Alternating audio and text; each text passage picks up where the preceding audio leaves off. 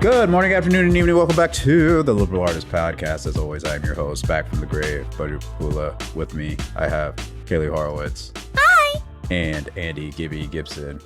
I frankly couldn't even hear what Kaylie said because Discord blocked it out, so I'm just going to assume it was hello!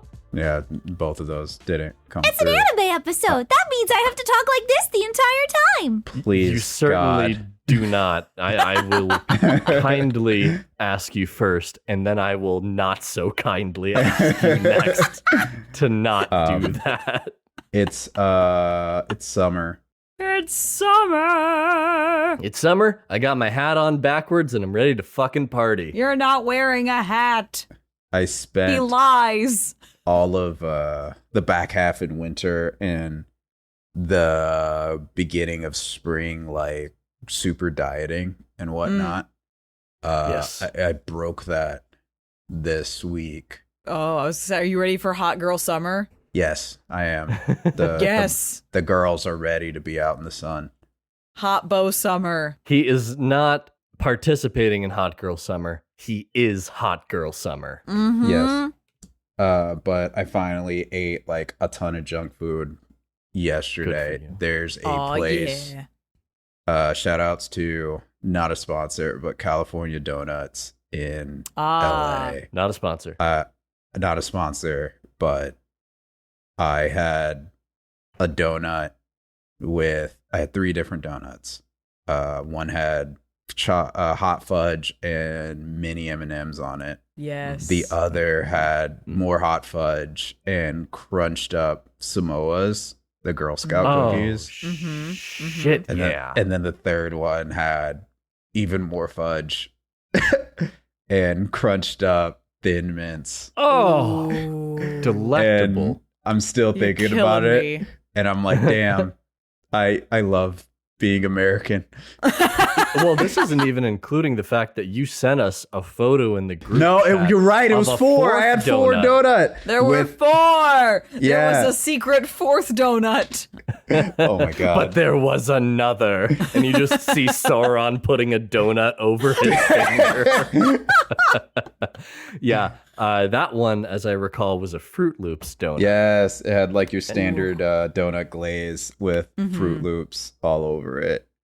I will plant my flag right here and say there's no better topping for a donut than cereal. There's just no comparison whatsoever because you get It's the close. absolute perfecto amount of moisture with the cereal where there's a little bit of crunch, but it's still soft. It's like hitting the perfect point with cereal and milk, except it stays constant with that because it's a solid. It's a work of science and God together. Especially if it's a nice cake donut, you know what I'm saying? God, Real thick boy. yeah. Hell yeah. No, and I'm with you. I'm just still a sucker for just a good I love mini M&Ms. I love mini M&Ms on everything. You give me Yeah. a good cake donut, chocolate glaze with mini M&Ms on top. I am sold. All right, this is weird. Why are the mini M&Ms better than the regular M&Ms? I don't know. I believe it is technically a different recipe. Okay. Is it? Think Fascinating. something size and proportion, something flavor profile of the like actual candy. Like I don't know. I think it is honest to God something about like the proportion sizes Yeah. calls for to achieve a similar but different taste. Like making it in some ways different than just take an M&M and make it small. Is this like an original Coke formula where there's just like hard drugs in the mini M&Ms and they're just not allowed to tell us? How do you think they're so addictive? Exactly. You get a handful of them little bitches and it's just like it's a wrap. I'm fat. I got diabetes. God Google says the Sustainable Nano blog did some in-depth research and concluded that it's What? because the candy to chocolate ratio is higher for mini M&Ms, making them sweeter. And there's more surface area to crunch because you break it down into a lot of little pieces. So there's more crunch per bite. Thank you very much. I will take my honorary PhD in candy science. Candy science. And by PhD, I mean pretty huge donut because that's the reward that I deserve for this theorem. Dude, on some like fat boy stuff, you do the mini M&Ms, and then you get some baked Lays. Oh, and you crunch up the Lays and you eat those suckers together, brother.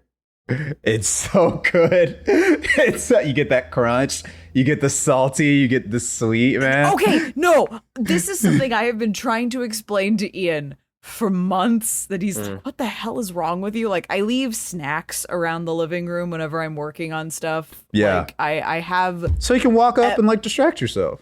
Yeah, like, instead of, like, the neurodivergent girlies that have, like, 3 different drinks at their desk, I have, like, 3 different kinds of snacks.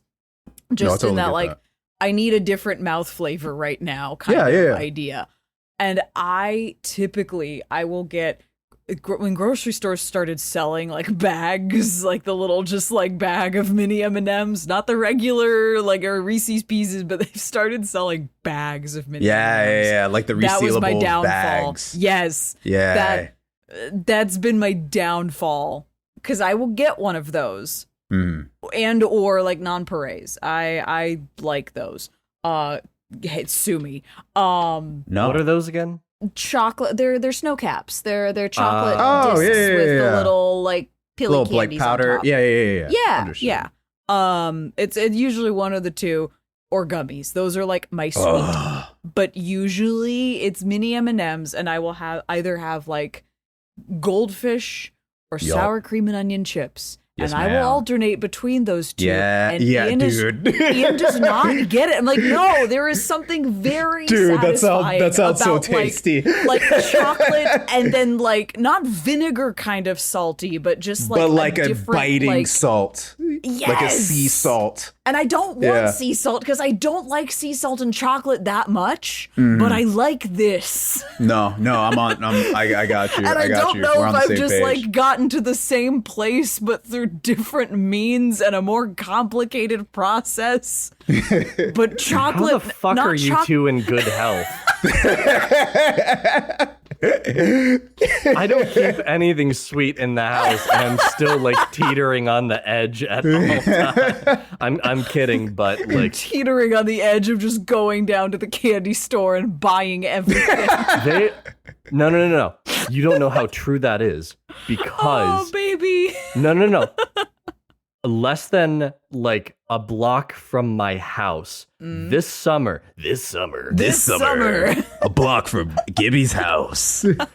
he faces his challenge of temptation like no other. Uh-oh. Because they are literally opening a small shop called the Sugar Shop, candy and gift shop. Ooh. Literally like a 5-minute walk from my house. I don't even walk live it off. in. If you just go walk down there, you can walk it off. That does not work like that, Kaylie. Do you know how much you have to walk to burn the calories of one M&M? Don't think it's a about football it. Just field. walk it off. Just go take a 5-minute walk.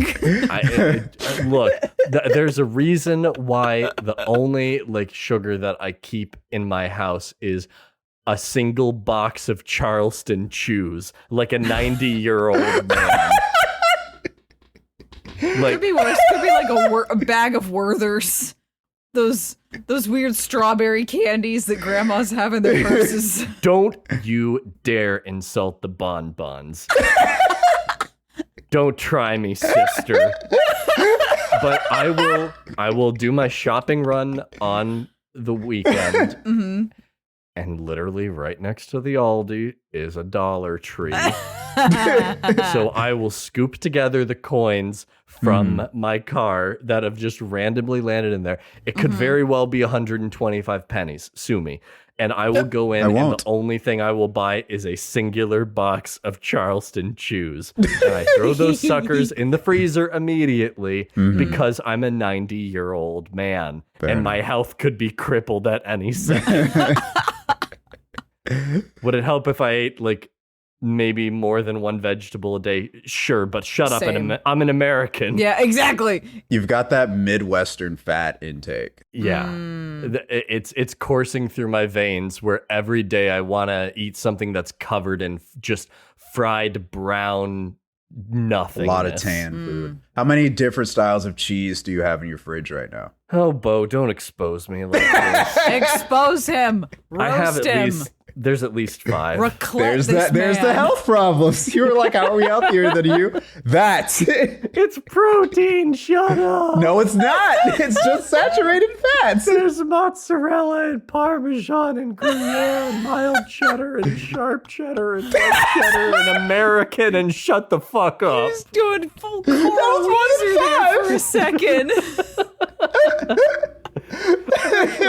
I'm joking about like being on the teetering edge, but like I'm sorry that I'm like having as much cheese as like a fucking keto bro on Reddit, but like I haven't died yet, so it's as maybe if I hit that 7th cheese, if I just like pick up like The an 7th Asiago or a cheese. Gouda, I'll have the 7 deadly cheeses in my fridge and they'll like combine together to strangle me in my sleep or something. Fucking Elden Ring themes. Yeah, like the stinky cheese man will be summoned. That's a stinky cheese, man. You like open your fridge, the Elden Ring theme starts playing, the cheese man steps out. I open my fridge and a health bar just starts extending. The 7 deadly cheeses, arbiter of your arteries. Oh, Shit, I'm fat rolling.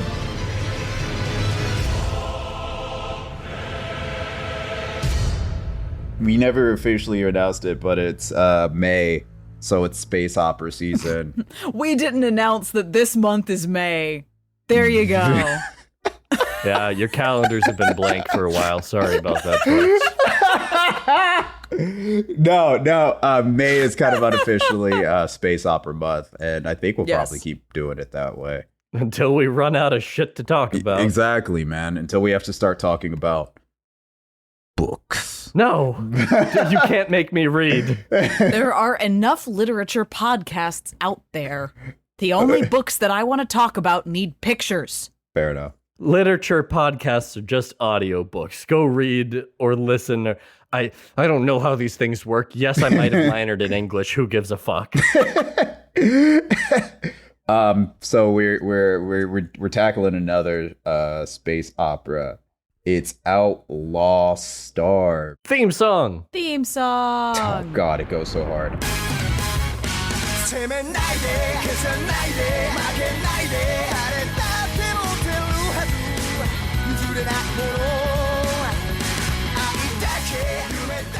I need to paint a picture for everybody listening. Like an audiobook. We're upgrading. We're no longer a podcast. We're an audiobook. We're a free-form improvised audiobook. Imagine, nice. imagine you buy an audiobook and it's like, now paint. You're like, what? Paint your Anyway, picture, Picasso. painting a word picture. It is God's year 2001. Cartoon Network has just hands full of Japanese animation that they're not exactly sure what to do with. How do I hold all this weeb shit? How do I hold all these Yeah. animus? It's not even like weeb shit yet because they are actively inventing weeb shit. This is the inception. They create this block, they call it Toonami because that sounds like vaguely Japanese but also not insulting. Toonami. Yeah, it sounds like tsunami, so it's still like Asian, and there's like a robot guy because, you know, they're smart over there. Shut up. It it's wouldn't not be racist. offensive for like 10 years or whatever.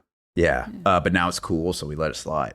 But wait, it's like tsunami. Yeah, sure, but it's toon, like cartoon. Yeah, like cartoon Nami. Yeah, Tsunami. okay. I just want to make sure that Yeah. part of it is addressed before we just write the whole thing off as a joke. Hold on. Yeah, I'm going to keep painting this picture. Yeah, sorry. Don't let the annoying birds tapping on your window take you away from your canvas. Rapping on my chamber door. So Nevermore. it's 2001. We got all these Japanese cartoons.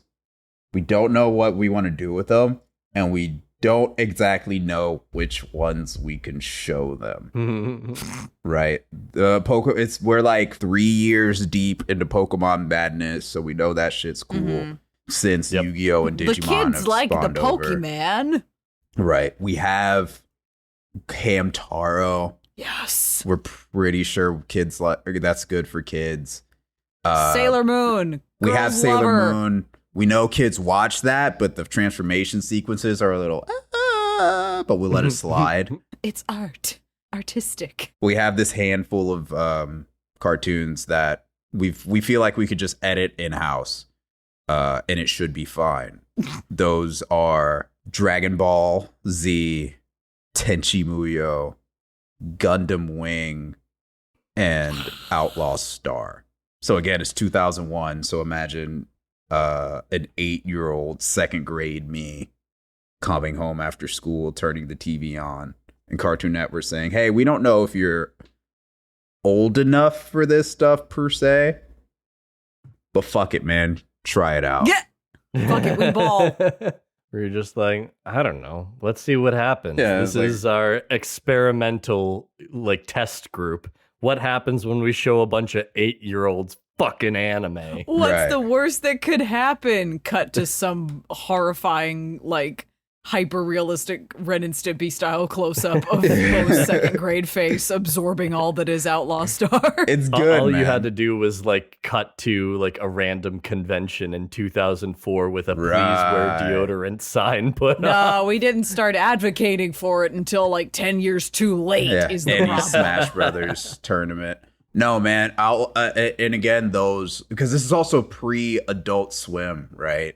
Yeah. Mhm. So you Is you it? had I feel yes. Toonami just sort of rolled in the later hours, but was not it's only for adults thing. Yeah. So they had the afternoon block for Toonami, and then as Toonami exploded, they did Midnight Run, right, where they showed reruns, and then they also had Rising Sun, where they showed a couple more reruns, just because Toonami got so big. Adult Swim didn't come around until 2002. Right. That's weird to think about. Yup. Yeah. Yeah. I just, I mean, this is our difference in age, but I just remember there always being Adult Swim and Yeah. not being allowed to watch. You had to any of wait it. out no, for a while. Wasn't there a flip in the programming? Because for a while it used to be Toonami, then Adult Swim, and then at some point it changed again. No. When they went, actually, none of these animes are good for children. We're going to keep this only on Saturday nights after the adult cartoons. As Cartoon Network, we're getting a little off topic, but this is fine since we brought it up. Yeah. As stuff went on years into Toonami, into 5th version of Toonami, Tom had eyes and a face. It was creepy. Who asked for that? Nobody asked for that. I didn't like it. Toonami eventually got canceled. And they still had weird anime blocks with Code Lyoko and shit on it. Hey, there was you leave that show alone. the show sucks, and everybody who likes it is wrong. But It sucks, but it's mine. They had weird Saturday night blocks where they had kind of the teenager cartoons, and they would squeeze some anime in there. That's where you get stuff like Dot Hack Sign and Rurouni Kenshin showing along and hand in hand with Samurai Jack after Cartoon Fridays got axed. Which I get it, but kind of, but Adult Swim always had its anime block at midnight, from midnight to 2 a.m. Yeah. Was Cowboy Bebop, Inuyasha, Full Metal Alchemist, whatever else. Then whatever the number else of they had nights in rotation. my brother and I fell asleep watching something at 9-10 o'clock that was Cartoon Network-ish, and I would wake up at 2:30 in the morning to Full Metal Alchemist and go, what the hell is this? It was always Ghost in the Shell for me. Yes! Always wake up in the middle of Ghost in the Shell. You're right. Yeah. But again, in 2001, Anyway, or continuing what I was just saying, Yeah. eventually No they holds brought barred. back Toonami as a part of Saturday nights in Adult Swim. I don't know if they're still doing that. I think they are. Anyway, back to 2001. This didn't exist, man. So for these anime where the target demographic was 17-year-olds and up, we had a Cartoon Network had the rights to these, and they were already dubbed, but they were we don't have a block for these outside of Toonami. So I guess the second graders are watching a harem anime. Which explains everything about you. I fucking love Tenchi Muyo. It's sick. We all have our first, and yours fucked you up just a little bit. That explains some things. But yeah, man, Outlaw Star was one of those space operas. When we were talking about space operas to bring to the table, I was like, well, I can't do just Mobile Suit Gundam. That's like 30 years. That's like 30 years of television and media and toys and whatnot. Gundam would probably be like a 2-hour long special if we were ever to discuss we would that. have to pick one series, and that would still be 60 episodes of television. Right. I'm terrified of that prospect. Eventually we'll do like Gundam Wing or G Gundam. See, I wouldn't even be coming at it from like the television show itself. There's an entire chapter in Pure Invention dedicated to how truly impactful Gundam was on shaping the entire nationality and like part of a major cultural export for Japan. Yeah. Maybe that, next like, year we'll tackle. Yeah, you let us know if you want us to Mm. rant about that, loyal listeners. Knowing how long it takes us to watch things, let's call it 3 years from now.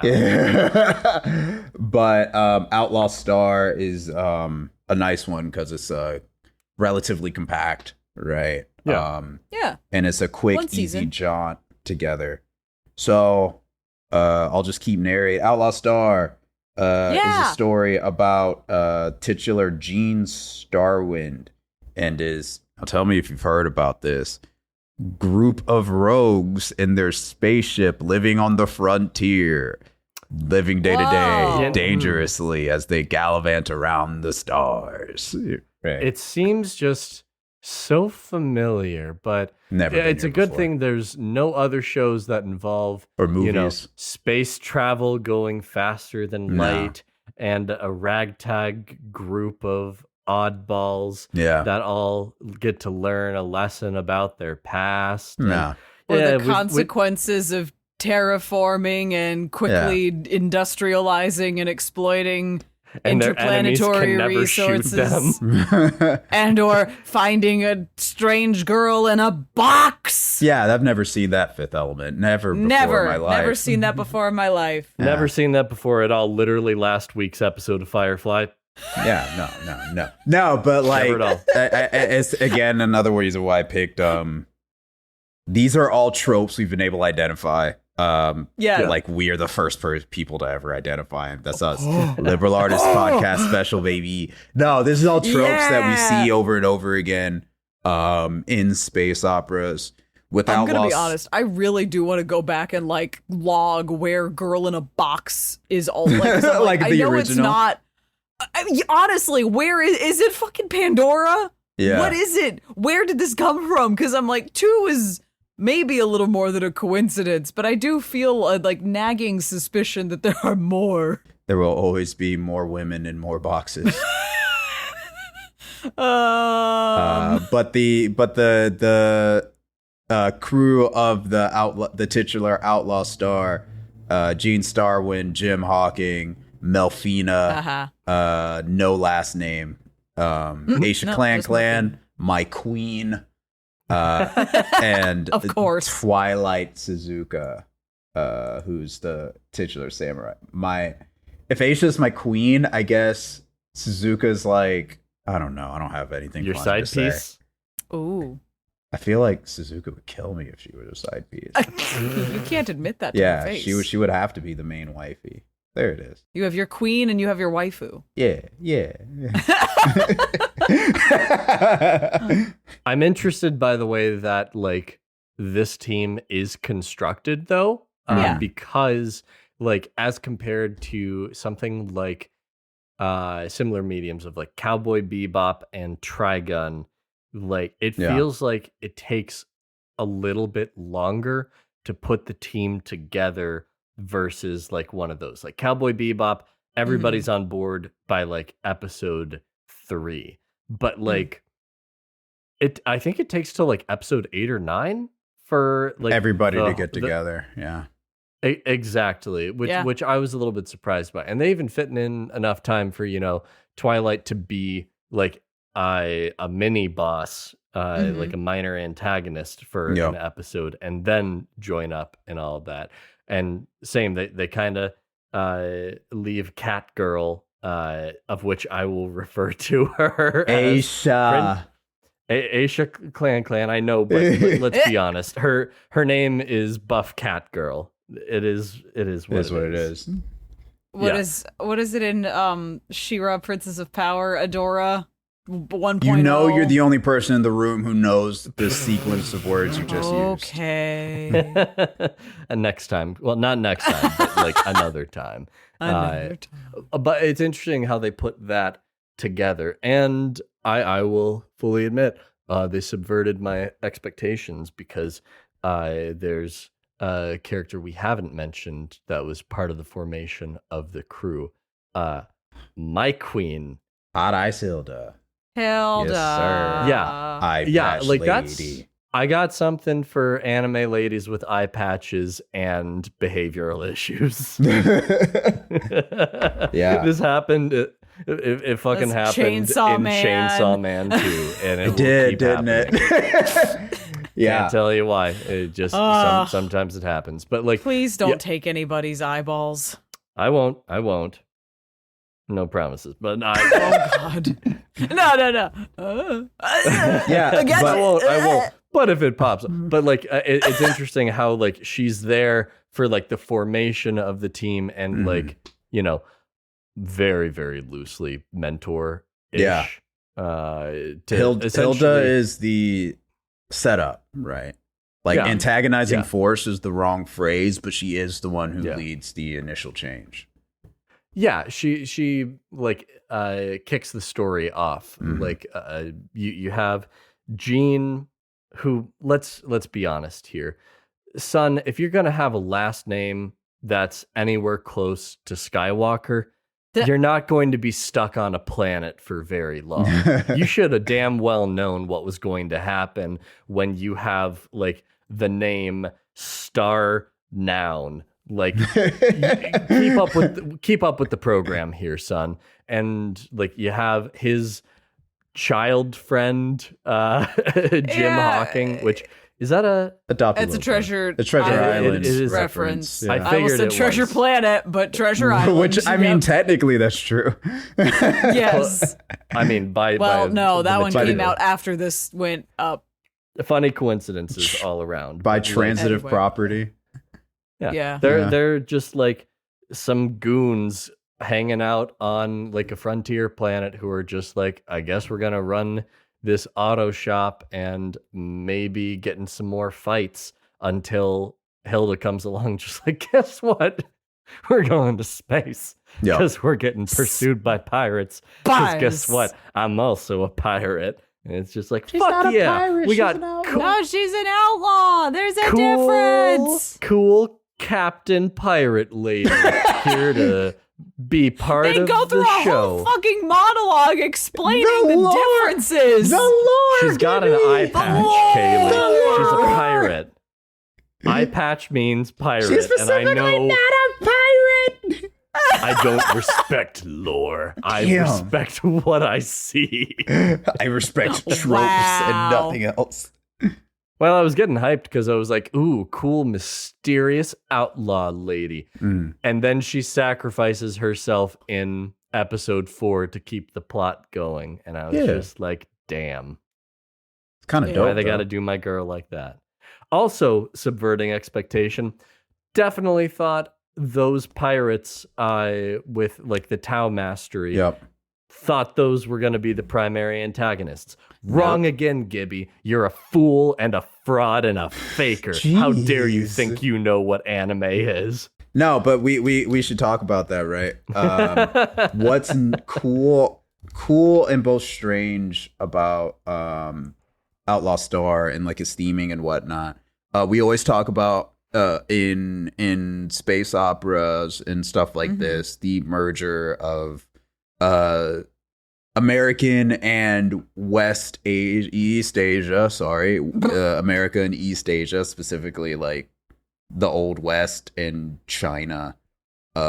It's interesting. Outlaw Star's interesting in that it's way more China than Japan, especially in its aesthetics, right?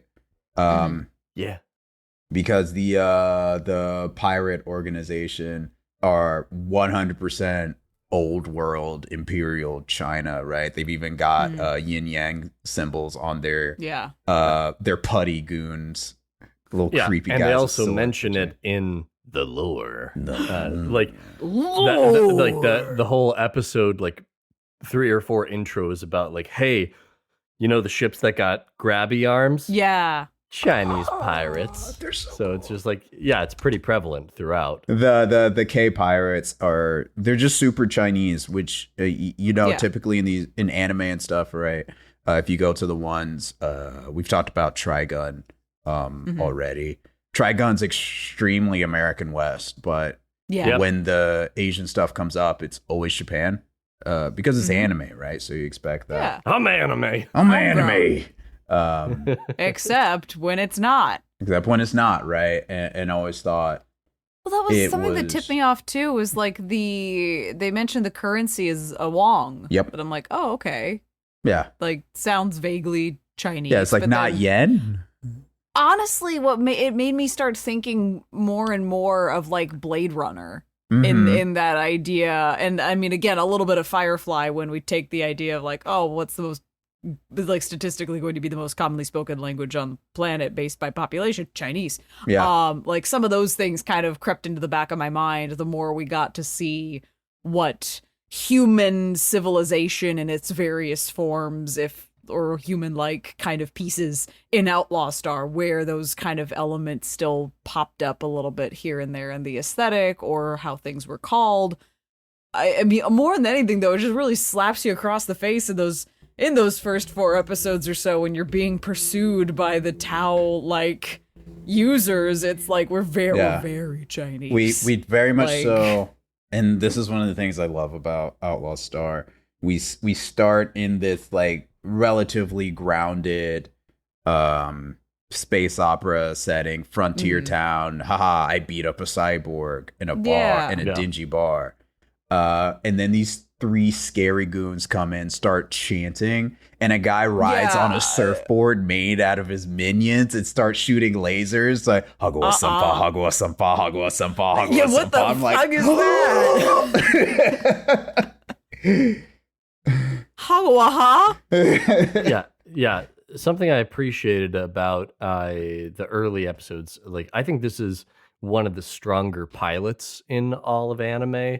And part of that is because it goes out of its way to show and not tell. Yeah. Like in a weaker show, they would have, I don't know, fucking Joey from Yu-Gi-Oh! Going, hey, this is where he's using his Tau to be able to put his people together and make a hovercraft out of them, like the ancient masters said about people hovercrafts. Like it doesn't go out of its way where it's just like, oh, careful, Gene, that's a cyborg. No, it shows you after like he gets in a fight with this guy and shoots him, and there's like mechanical stuff coming out. Like it trusts the audience to like be able to keep up with it. Like where it's giving you enough signs to clock and then pieces to put together when then suddenly Jim is going, oh, I got it. Okay, do this. Yeah. Like these people who look visually different, like the character, I love the character designs in it because the weird people look weird. And there's a reason for it, but they also look strangely uniform, right? Like you could tell when everybody's walking around in like, okay, space clothes, and then these old style Chinese guys come in. They're different, and then they start chanting and throwing up gang signs and summoning fools. You're like, oh, got it. Okay. Being perfectly honest, did not recall their names, so I referred to them as Scary Girl and Mustache Man. They are unimportant. They die. But like again, I was like, all right. So obviously these are the antagonists. these are our Yeah. heroes, and we're gonna stick with this for the rest of the series, right? Nope. No. Nope. We're gonna kill one of them off first thing. The two antagonists, like one of them gets lasered to death in space, and the other one, as well as my queen, rest in peace, Captain Hilda, my pirate queen. Yes, she's not a pirate, my pirate, but not actually a pirate queen. I get melted by the sun.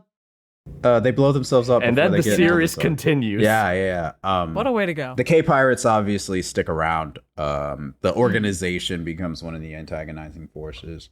What Outlaw Star does is it spends its first 10 or so episodes as like a really, really slow setup. Like the entire crew doesn't get together until the end of episode 9 or something. And then they transition into a more character of the week centric. Everybody gets their episode. Melfina goes on a date with a guy who turns out to be evil. Jim does the same thing. Aisha enters fucking a pro. lifts. She enters a pro wrestling circuit for my king, my boy, Fred Lowe.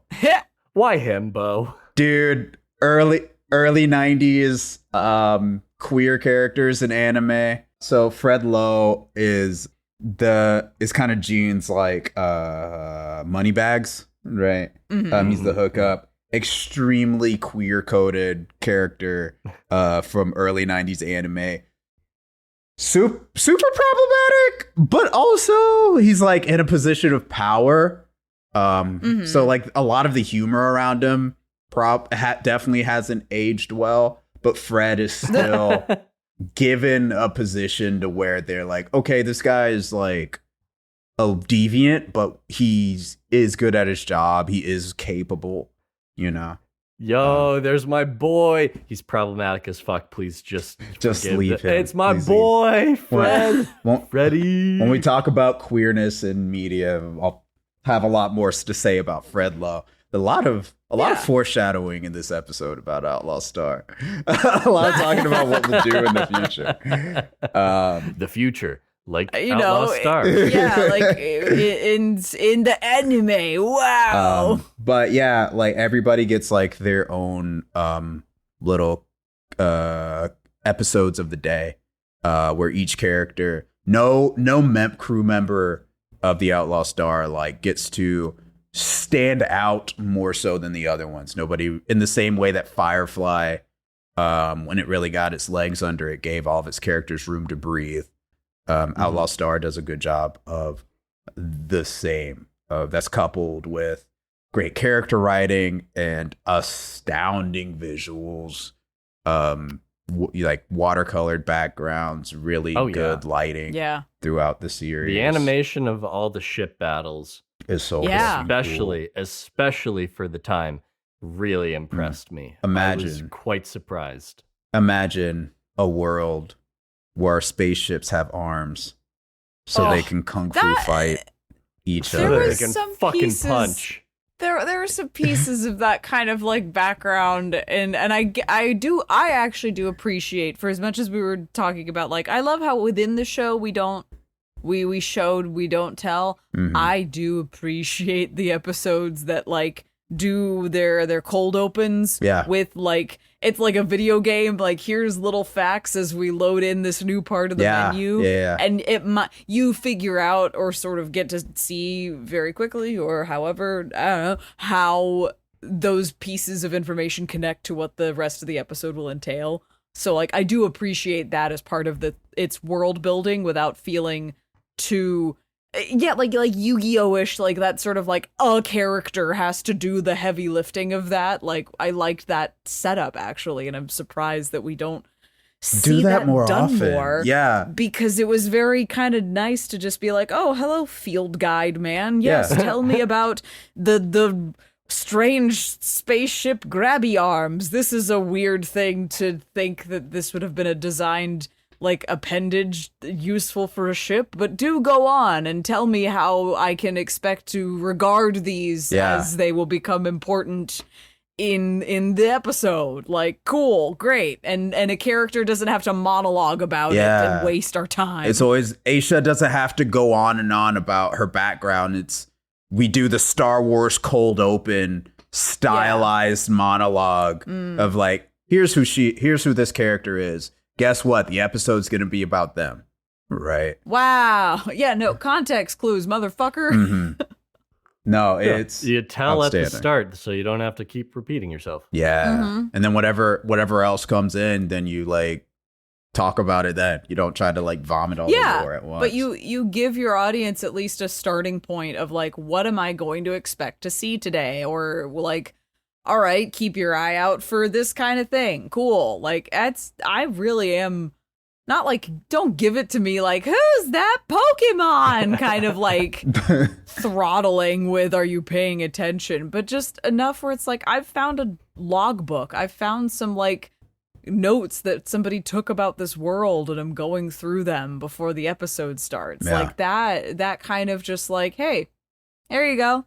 Like casual introduction to a new part of the world too. Like, I think that's what helps in some of those early episodes is like we're building out more corners before we just start like rolling and focusing on characters. Yeah. So it's nice to have a couple different vantage points to be able to like contextualize your entire universe, not just the world of your characters, before showing that action and bringing them in. Yeah. Yeah, I know that like we do get that good balance of characters, but I want to just take a brief moment to talk about Gene. Yeah. What I find interesting about him is the way that his character is balanced. Like, we compare this show to a lot of similar material. One, because haha, funny how things are similar. But two, because it's also released, in the context of the time, so it's hard not to compare things. Sure. What I like about Gene is that he's kind of the exact middle between Vash the Stampede and Spike Spiegel. Like, he has a lot of, humor, but he's not nearly as much of like a clown as like Vash can be at times. And he goes through like a lot of emotional... man also fucks. Yeah, he also fucks. It canonically since like episode 1, like Gene Starwind fucks. Write that on like the pillar of eternity. Slap that on a bumper sticker and put that on the back of your spaceship. And the anime is way less horny than the manga. I could tell you that. Put this on a bumper sticker. Gene Starwind fucked your waifu. But like he has that emotional duress and eventually like that depression of Spike, but not constantly through the series like Spike does. Like, I don't think there's like, at least from the vibes that I get, there's not like him like putting a cigarette in his mouth and just being like, that's just the way it is, little buddy. No. He's just like, no, this is fucked up. I'm dealing with some fucked up shit. I can't even drive my spaceship because I gotta puke. What is this bullshit? So that's why I find him where he could be cliche. That's why I find him interesting. He's refreshing in that, just like Gibby was saying, he has cool guy moments, but like when he's fucking stressed, he goes and does what fucking stressed people do. He goes out and he drinks, right? Yeah. He gets really lazy and sits in his bed and plays video games. He accidentally yells at his friends when he doesn't mean it. He feels relatable. Human. I don't want to say he's a little guy, but he's like he's not that kind of character. He's a silly little guy who fucks. He does have those moments. The one thing I just couldn't get over, and like the moment where it's like, all right, here's the sad flashback backstory. Why is Gene scared to go back into space? He fucking could not take in the dub.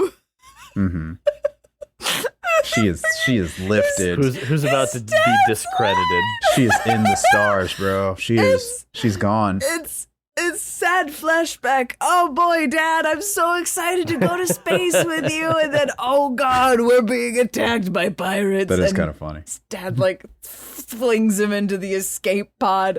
It's something about how this actor delivers the line. Like, again, quality late 90s, early 2000s dubbing, ladies and gentlemen. And as like a sub fan, the dub is still pretty good. Dude, Yeah, no, especially I think given a the lot of time. the voice cast, again, like all circumstances of the time, I think it's a pretty damn good dub. It's just this one fucking line that Dad has where it's like, oh God, I don't even remember now, but it's so corny. Yeah. The way it's said, like, you have to go, you have to try to go on living or something very like. Good luck, son. He says something like, go live in the stars.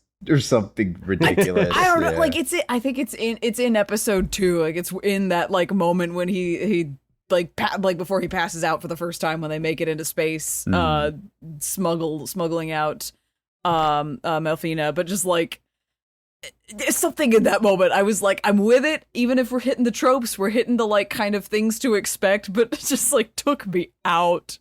Dude. And now I'm like, that haunts me anytime I look at this man as a like, this was part of your background. This shaped a core piece of you. Your name's Gene Starwind. But like to again accent like how again given the time of 90s anime, the quality of the voice acting is super good. There are very few anime where I'm like, go watch the dub. Don't worry about the sub. No, This is I one of do. them. I think I would definitely recommend this dub. Like I haven't listened to Cowboy the sub, Bebop vibes again. Yeah, dude. but like it's a strong voice cast and pretty strong performances again for the time. I think it really is just the writing of the like, yeah, it's translated close enough. Cool. Fun fact, my queen, Aisha Clan, shares a voice actor with past New Zealand Senator Lenore Zan, who also voiced Rogue in the 90s X-Men cartoon. Good. And the new Disney Plus 90s remake. I'm really just seeing like the origins of the women that you're into. Yeah, that's what we're revealing more than anything. Gibby and Bo are put on blast in this episode. Southern Muscle Girl and Warrior Cat Girl. Yeah. I mean, I'm not going to apologize. Yeah, I'm not sorry. I'm never sorry. Never apologize for your wife. Well, sometimes apologize for your waifu. Never back down, never what? Apologies. Also, Miss Zan, Senator Zan is from Australia, not New Zealand. My bad. Fool. How could you? Yeah. She's not a Kiwi. I want to ask, like, since you mentioned you've watched this show 7 or 8 times through. Hell yeah, brother. I have a problem. It's fine. It's totally fine. We all want to go back to Toonami in 2001. Please. It is what it is. But like, what do you think from looking at this series as a whole? Where do the dramatic themes go? Like I've seen some of it described as like, individuality, talking about the journey rather than the destination, because there like is a big plot point of finding the magic techno treasure and all that. But that's only like part of it, and it's kind of at the back end of the series. Yeah, I actually think that's interesting because I see it as this theme in all of these space operas that we've gone into. It's kind of like I think the thing I said during the Star Trek episode is that it's expands endlessly because it's ultimately pointless, right? There in Outlaw Star, there's their Galactic Leyline, which is the big MacGuffin at the end of the stars, right?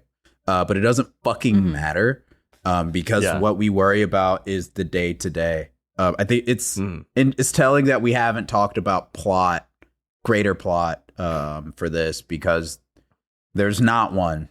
And I feel like in series like this, like Star Trek, like Firefly, there doesn't necessarily need to be one. Because you never in this genre, I very rarely see that as a direct critique, right? If that answers your question.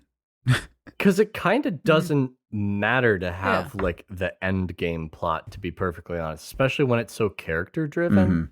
Like I'm thinking about all these different series, like the primary three that are being compared right now. We're talking Cowboy Bebop, Trigun, and Outlaw Star.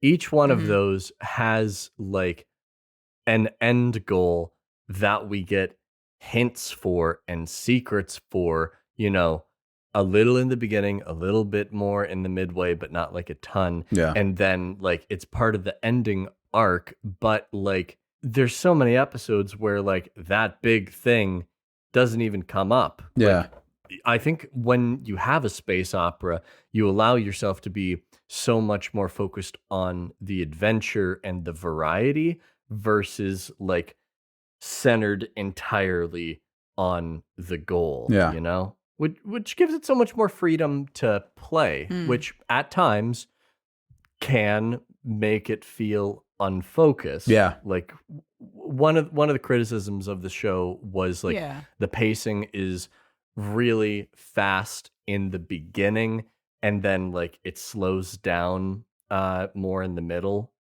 But like if you're focused on the characters rather than the big galactic whoop-de-woo at the end of the series, does that matter to you? Yeah. It's kind of got that. This is a joke only for Kaylie and maybe some of our really specific listeners. It's got Kingdom Hearts pacing.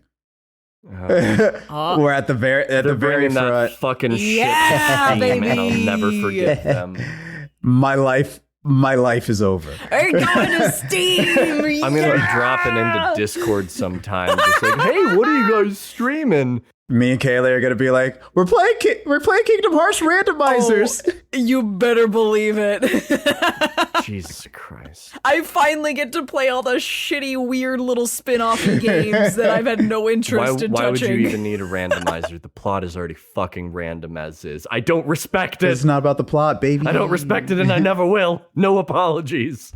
We mentioned over and over again, Cowboy Bebop. We keep bringing that one up. Partially because these shows are so similar. Yeah. And they came out back to back from the same studio. Yeah, they're both from Studio Sunrise.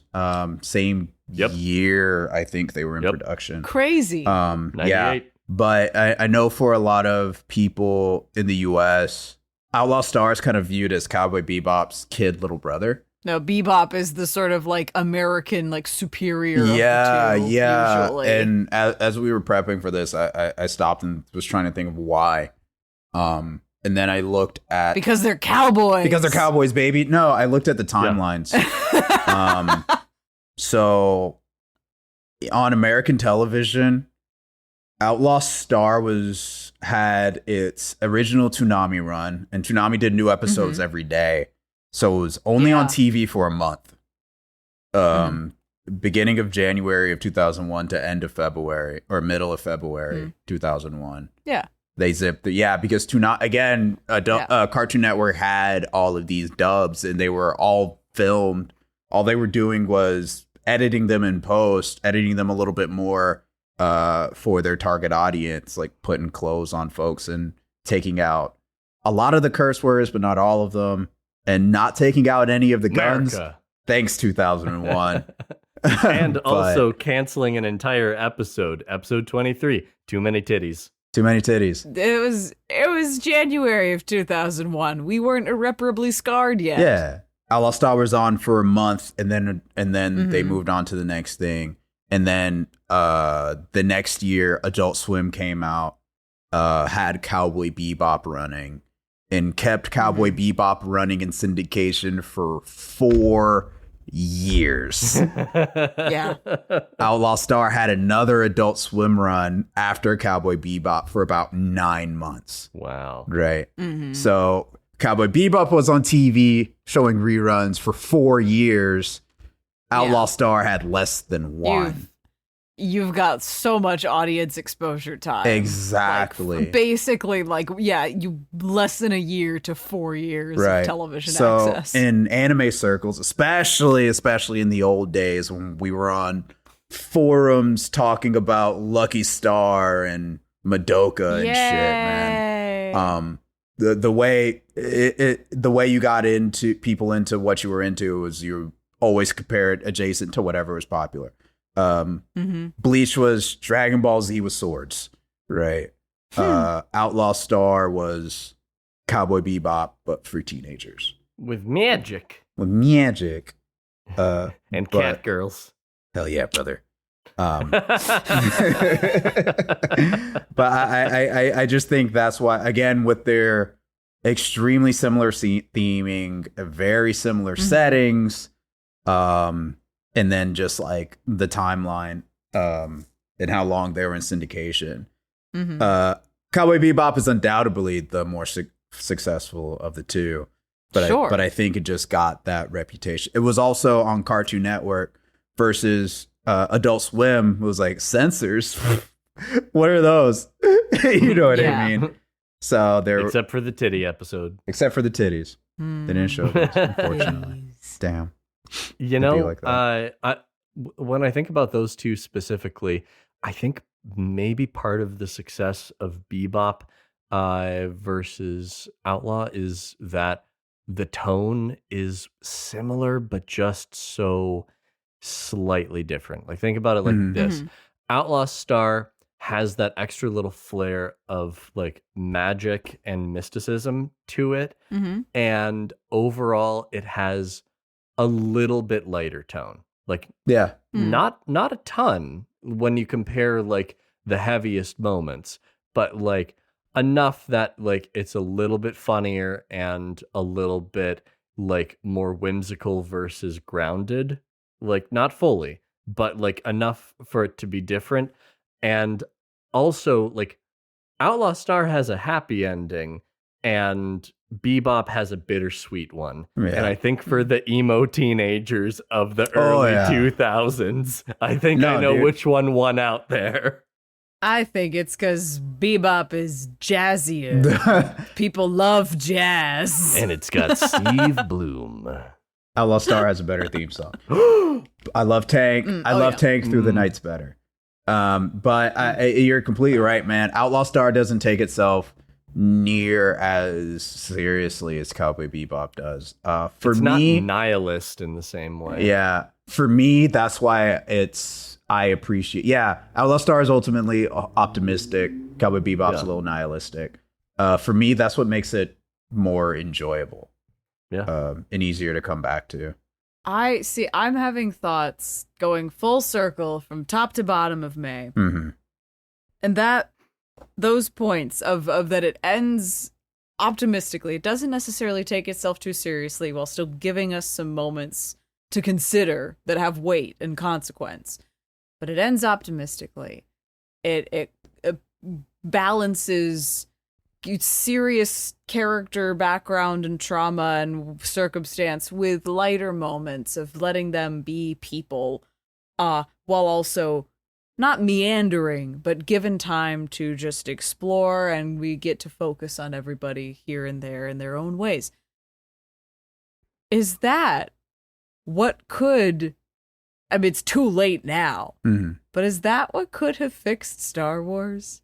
Because all of the things that we've mentioned have been like things that echo one another, except Star Wars. Yeah. Like, we talk about Trek, that I'm like, is this what we need? We can't really now without just yeeting the entire canon out of the way, but is this what we wanted all along, was just like mini ventures of like Han, Luke, and Leia on the Millennium Falcon, vibing, doing their own shit? Like, is that what the people wanted and George Lucas couldn't think to give them? No, again, if we wrap this up, the May thing up by going back to Star Wars, I think that's why the Star Wars expanded universe stuff is where the fan base gets right. No, they're trying to like be like, hey, no, this isn't bad. Just like give us somebody that we actually want to watch. Not even that. I don't even think it's the characters, because the Star Wars expanded universes stuff, the lateral stuff, the video games and whatnot. Even now, the new TV shows, like I think Acolyte's about to come out. I'm not at all interested,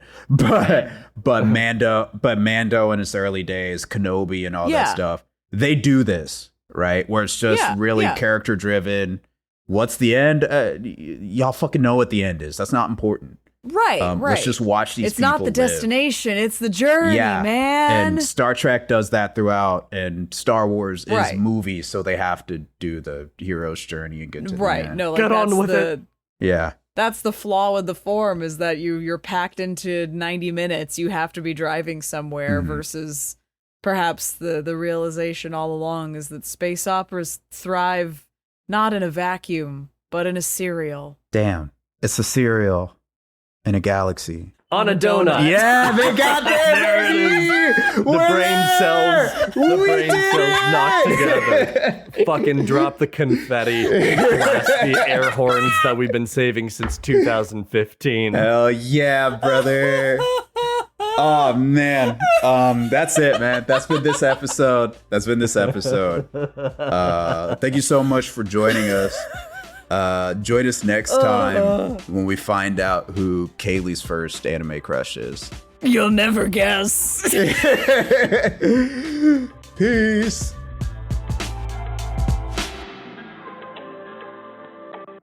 The Liberal Artists Podcast premieres every other Thursday on your favorite podcasting platform. The show is hosted by Bodio Papula, Kaylee Horowitz, and Andy Gibson. You can find the show at Liberal Artists Pod on Instagram and Twitter. Thanks to White Hot for performing the theme song Reflect, which can be found on freebeats.io. Now, I'm off to go exploring, and maybe, just maybe, I'll find a sheep that I can call my own. Good day.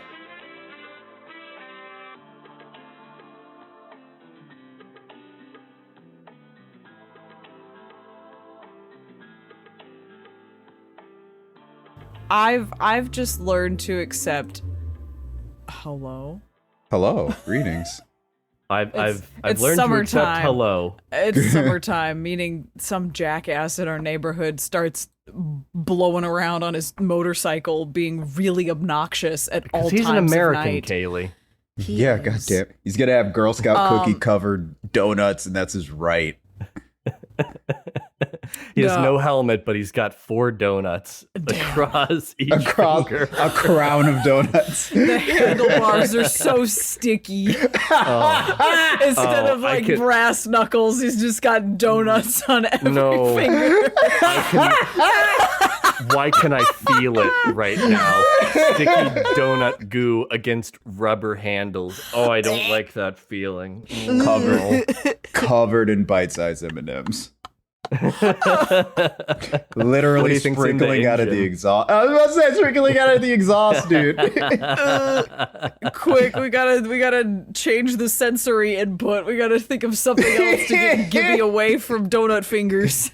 Cheese fingers. It's getting worse. Cheese fingers. Oh, No. okay. Hey, that's my heritage. That's racist. It's where Wisconsin touches the Finger Lakes, right? It's not even. I hated everything about that sentence you just said. Just take us to talking about anime, Bo. Yeah, dude.